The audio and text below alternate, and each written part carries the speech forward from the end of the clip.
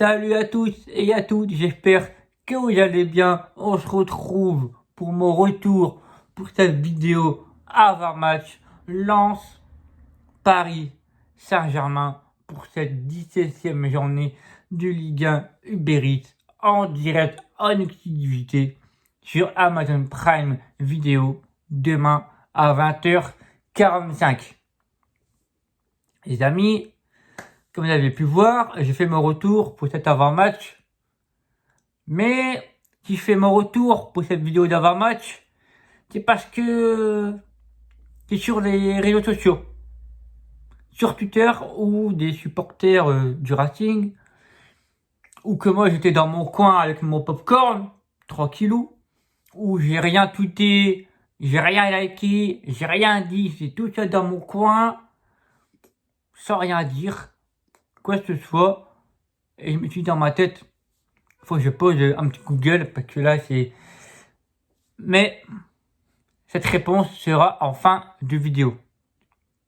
Donc si vous voulez zapper mon avant-match, zappez jusqu'au moment où je parle sur mon avis sur Kylian Mbappé, faut-il siffler, faut pas siffler, etc., etc.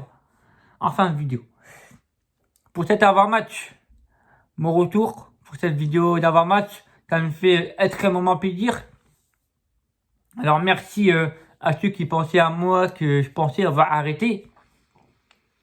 Mais si ma chaîne serait arrêtée, vous aurez vu direct que ma chaîne serait supprimée. Et j'ai dit sur les réseaux que je ne pourrais plus faire d'avant-match et de débrief parce que je suis apprenti pâtissier, chocolatier, glacier et confiserie et que c'est très compliqué pour moi de faire des vidéos d'avant-match et débrief. Mais là, pour moi, j'avais pas le choix. Pour moi, j'étais obligé de faire cette vidéo et c'est pour ça que je fais mon retour. Après, ça t'achète pas tes contrats de bois, etc. Vous verrez bien dans les semaines et mois à venir. Les absents pour ce match, côté Racing, annoncé en conférence de presse par Franck Hez et Seko Fofana tout à l'heure à 10h. Les absents côté Racing, toujours les mêmes, Farennes, Cabot et Buxa. Point d'interrogation sur Facundo Medina.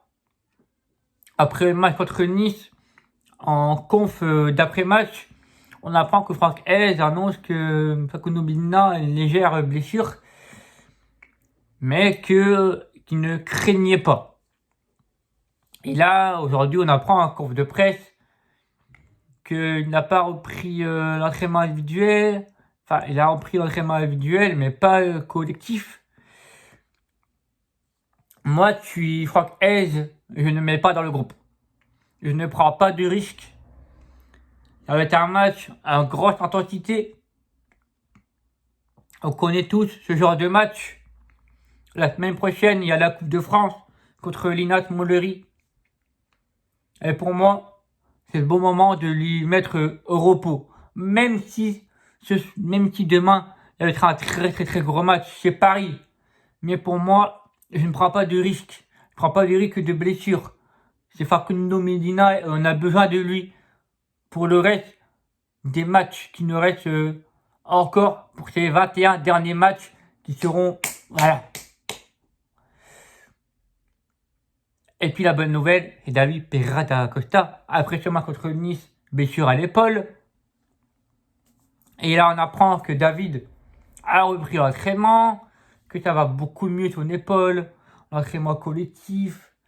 Mais il va quand même faire un test juste après l'entraînement avant d'annoncer le groupe pour savoir si David Pereira da Costa sera dans le groupe ou pas. Moi, d'après que j'ai vu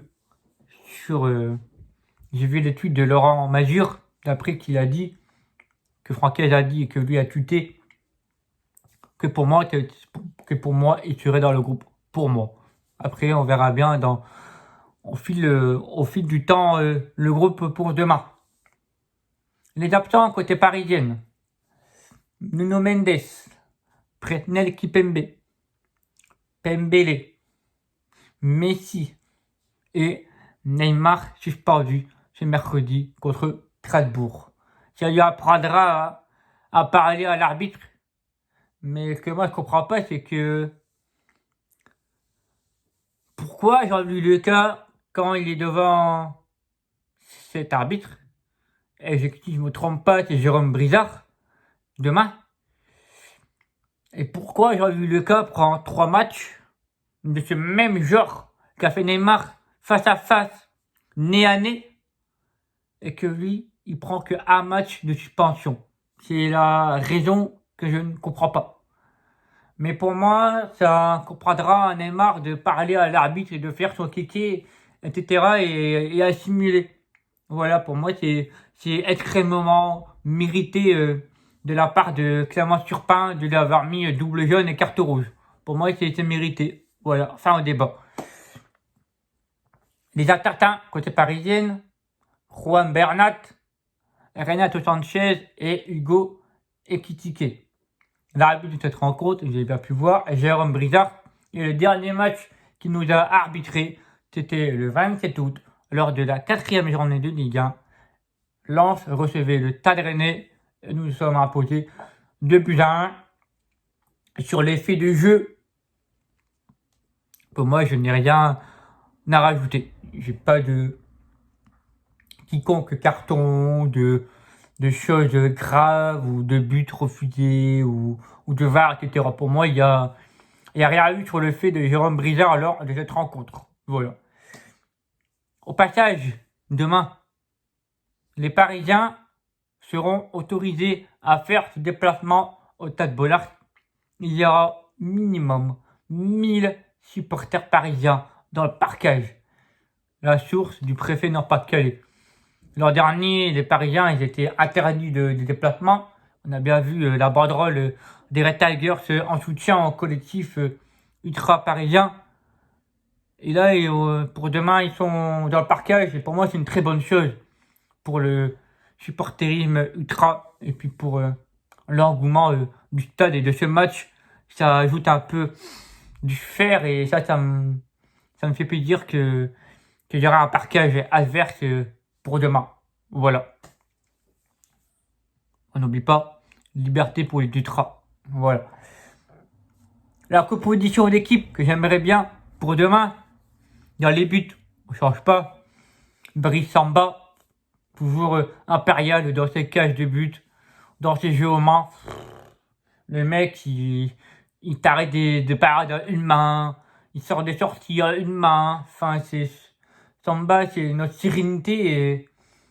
Et d'ailleurs, j'ai vu un tweet sur Twitter, et je me rappelle plus sur Blaze, que comme code que Samba, ça vaut minimum 20 attaquants, 20 buts. Ben pour moi, je suis d'accord. Samba, ça vaut au moins 20 buts. Et Samba, sur les cages, avec tout le respect pour Jean-Louis Leca, Brice, il est tellement serein, il nous sauve un énorme match dans ses sorties, dans ses parades. Il est exceptionnel dans sa ligne de but. La défense à 3, Grady, côté droit, Danso dans l'axe et côté gauche, qui a été prolongé jusqu'en 2025, il y a quelques jours. Le Mas Aïdara, pour moi, je le mets dans l'axe gauche. D'ailleurs, très bonne rentrée au moment où Medina était blessé. Pour moi, Aïdara, toujours à chaque fois qu'on lui fait appel à lui, il répond présent. Il n'a jamais triché.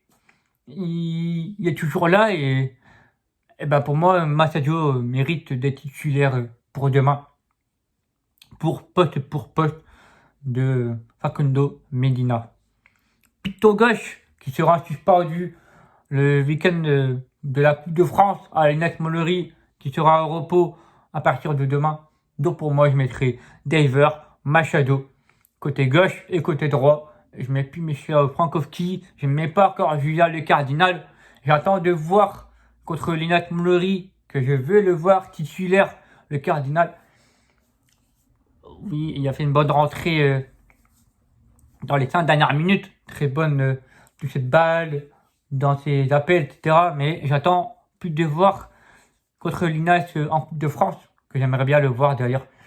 Au milieu de terrain, le duo Seko Fofana et Monsieur Claude Emmanuel Rude Gullit Samed. Ce mec-là, c'est Samedinho, ça veut dire. C'est plus un milieu de terrain défensif. Maintenant, ça y est, il a pris les tendances à Cheikh Doucouré, bordel. Je vous le dis depuis le début de saison. Cheikh Doucouré est oublié avec tout le respect pour Cheikh qui était passé au club et qui est maintenant à Crystal Palace. Mais ça m'aide. Mais qu'est-ce que tu m'as sorti contre Nice? C'est quoi ces dribbles? C'est au sang. Voilà. Ça m'aide. Une très bonne Coupe du Monde d'ailleurs avec le Ghana d'ailleurs. Avec Thomas Partey au milieu de terrain. Et puis Seko qui te sort un conf de presse avant la fin. Qui te dit quoi? Mon téléphone à minuit, il sera éteint. Ça c'est parole d'un capitaine. Demain, il va nous sortir une masterclass. Et ça, une parole de capitaine, parole d'homme. Ça, c'est une très bonne mentalité de sa part. Voilà, il pose. Maintenant, demain, je vais vous montrer demain. Et puis d'ailleurs aussi Francaise qui a dit que les joueurs, ils vont se coucher avant minuit. Ils fêteront le nouvel an dans leur chambre, hôtel, etc. Que je peux comprendre. À l'attaque, 3-4-3 pour moi. 2 numéro 10. Wesley Saïd associé à Florian Tutoka. Et à la pointe de l'attaque, Loïs Openda. Et que j'espère, parce que son tweet contre Nice, après la fin du match, j'ai pas aimé son tweet. Peut-être que c'est son tweet concernant parce qu'il n'a pas été titulaire, etc. Et j'aimerais bien qu'il soit beaucoup plus. Après Nice, jouer un peu à la défense, etc. C'est trop dur pour lui. Ça, je vais pas lui en vouloir. Voilà. Mon prono pour demain, une victoire du Racing pour le match de la Sainte-Barbe demain. Voilà. Maintenant, on va passer aux choses sérieuses. Là où ça m'a... Mais en fait, les gars, Kylian, demain, il joue en équipe de France ou à Paris? Demain, s'il lance l'équipe de France. Demain, c'est Racing Club de Lens, Paris Saint-Germain. Ce n'est pas l'équipe de France. Ok, Kylian a fait une Coupe du Monde exceptionnelle. Il a fait une Coupe du Monde incroyable. Qui a été le Zinedine Zidane de l'équipe de France. Ça, il n'y a pas de souci. Mais demain, il joue à Paris demain. N'allez pas lui sucer, voilà, la gorge. Parce que il faut l'applaudir pendant 20 secondes à l'entrée des supporters parisiens ou à l'annonce des compositions. Voilà, ok? Vous comprenez? Il joue au club. Paris Saint-Germain, il ne joue pas en équipe de France. France-Pays-Bas, d'accord, là oui. Mais non, demain c'est un match contre Paris. De où on va l'applaudir? Parce que ce mec a fait une grosse Coupe du Monde. Mais moi je m'en tape. Désolé Franck Hez, mais ces questions-là, pour moi, tu aurais pu dire c'est France, équipe de France. C'est Lens, équipe de France. No comment. No comment. Voilà, c'est tout. Pour moi, c'est Lens Paris, c'est tout. Et s'il y en a qui me prend mal, ben, je m'en tape. Et puis c'est tout. Mais moi, je suis premier à siffler et je le sifflerai. Je vois pas pourquoi je l'applaudirai. Voilà, c'est tout. Sur ce, rendez-vous demain à Bollard. Passez d'excellents bons réveillons. Je vous dis d'avance, bonne année 2023. Portez-vous bien. Une bonne santé surtout. C'est le primordial. Je vous souhaite de tout cœur pour toute votre réussite, pour votre diplôme, pour ceux qui passent le CAP, pour ceux qui passent le bac, pour ces 6 pages, une mention complémentaire comme moi. Tout que vous voulez, vous souhaite l'amour, tout, vous souhaite de l'argent, vous souhaite du bonheur, que vous soyez heureux, que vous soyez surtout en très bonne santé. Beau réveillon. Faites attention, à l'abus d'alcool est dangereux pour la santé, pour les moins de 18 ans. Faites attention surtout si vous êtes ivre ce soir, ne conduisez pas, s'il vous plaît, pour le bien de la sécurité française. S'il vous plaît, faites attention sur les routes. S'il vous plaît, faites attention à vos proches, à vos familles. S'il vous plaît, voilà, c'est tout juste. Passez juste une très bonne soirée. Et puis sur ce, Kylian Mbappé, demain tu vas te faire foutre. Ciao les amis, c'était Thibaut. Et comme n'oubliez pas, lance-toi un jour, lance-toi toujours. C'était Thibaut. À demain au Tas de Bollard de l'Hélice.